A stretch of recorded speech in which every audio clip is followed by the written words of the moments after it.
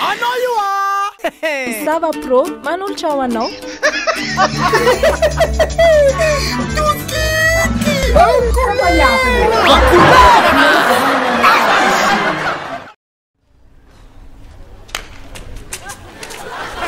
Salut pingouin. Salut. Allô, Sama jiaby mihitsy ta. Fa mianjiny le la. Miandry azahona koa e. Miandry Pena natao io? vazaha, miandry vazaha na mivola. Miandry vazaha. Ia, hitanao na toboky. Ary tsara be n'akanjony lasa pingouin. Anao karaha meko anao. Ah, tsy manava tsy mainky ako tiako be mihitsy n'akanjo. Satria couleur ohatr'izao dia tiako misy menamena ohatr'ireny. Zay. Tiana vavao la. Azo aina mihitsy. Tena mila mikarakara teo amin'ny fiainana. Ade rivotra tsy lamboto regny koa manahirana fonany le sasany. Ah, tsy ela izao. Tiako hita mihitsy izany mahafinaritra mihitsy zany hoe vazaha. Bonjour, bonsoir.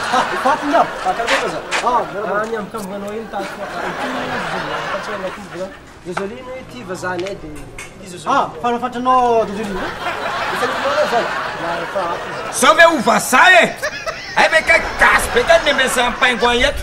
Vazanay zikany.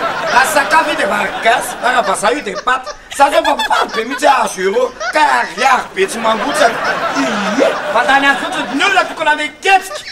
Te konditionnement forcément beaucoup. Marenina. Te selon forcément azo.